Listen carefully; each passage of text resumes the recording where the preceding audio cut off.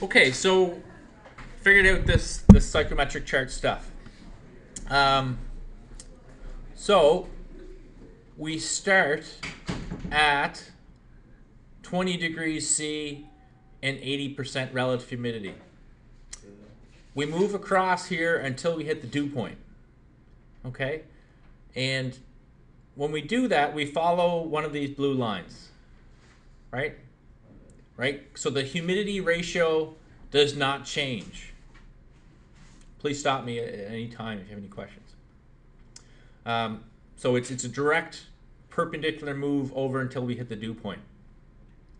So what that means on this latent heat phase here is that this H high and H low, which corresponds with this humidity ratio, really those should be, I'm gonna get rid of this one, those should be the same number, right? So our issue was that we guessed what this temperature low should be. We said 16.5. So if I put 16.5 in, I end up with a 0.1 higher number over here. And so I got a heat flow, and that's where I got confused. Okay? What it should be is I need to go back to this here temperature low. So we started at 20 degrees C and 80% RH. And my temperature is 16.5, but that's not the right temperature. It's some variation of that. And I had to play around with it, so I put in 16.2, and that got me a bigger number, 1.3. So I played around with this, 16.4. Oh, I'm getting pretty close. So then I put 16.45, and now I've got a 0 heat flow in the latent phase. That's what I want in this latent phase when I'm moving. Remember we said when we're moving here, this is the sensible phase. And then when we're moving down this curve, we are in the latent phase. So when I move from 20 and 80% RH, when I'm moving across this way, I should be in the sensible region. Okay? And then the same thing is true when I go from 5 degrees Celsius over to 20 degrees Celsius, strictly heat only, that's all in the sensible phase. And I say that because if you look over here at the humidity ratio, if I went from 5 degrees and 100% relative humidity, and I start adding heat to this, which direction on this chart am I going to move? I'm going to move right, straight across, right? You told me this yesterday, Xavier. So what that means is my humidity ratio does not change. Okay?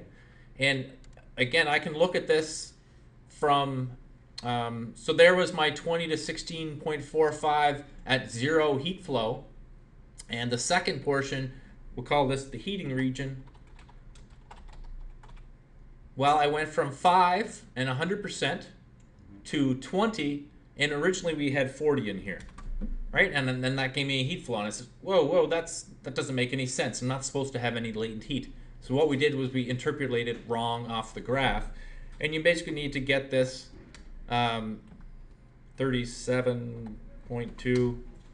That's still too low. It's 37.25, 37.3. But now it's actually the number should have been 37.3, which gives me 0 heat flow. Okay, so saying all of this, for my example that I gave you, right, you're going to put in your temperature high and your relative humidity high, and I'm not going to tell you what this number should be, but there's a pretty good indicator. And then you've got to interpolate this until you get 0 heat flow. Okay, then you take this 16.45 number and you carry this over to the sensible heat. So before I go there, what part here, Xavier, is my sensible? This part here, right? Yeah, it's hard for you to point it out when I'm at the computer. But we go from 20 degrees C to what number over here? 100% relative humidity, but what temperature do we just find? Oh, temperature? yeah, we found this 16.45. So sensible would be main plant exhaust. We're going from 20, and this we'll rename these now. I'm gonna delete this and delete this. So this is the sensible cooling, and my airflow is till 2360. I started at 20, and then what did I end up at? 16.45. So I've actually got 10.3 kilowatts of sensible cooling, and I've got, so I went from 16.45, 100% to 5%, or 5 degrees, 100%, and so my sensible cooling was 44.9. So my total cooling, I actually add those two together, and when you're looking at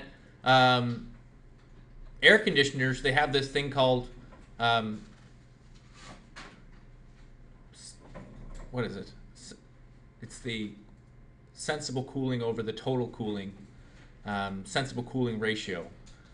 Or I'll Google that after. But anyway, that's the idea. And these numbers, the difference between those two are actually stated on the piece of equipment that you're buying. And that's beyond the scope of what I'm looking to talk about, though.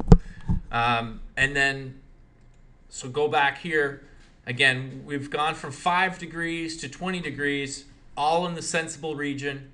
So we go here to this spreadsheet, and now we've got our heating element, and again we're at 2360, and we go from 5 to 20, and we've got, or we could put 20 to 5, so it's not in negative brackets, but 43.6 kilowatts of heating that's taken place. So we cooled it down a total of 10.3 plus 44.9, and we heated it back up to with 43.6.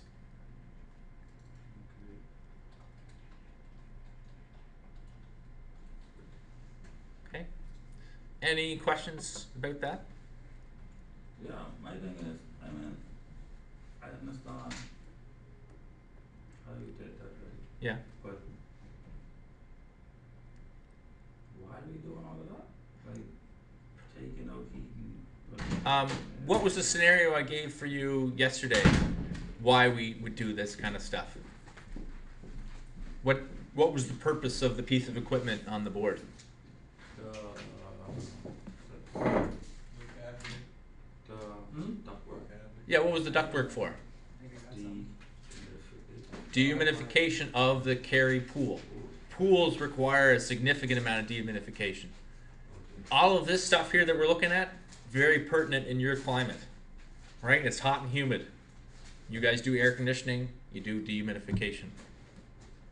Okay. I'm gonna look up that term now. Sensible over latent and sense.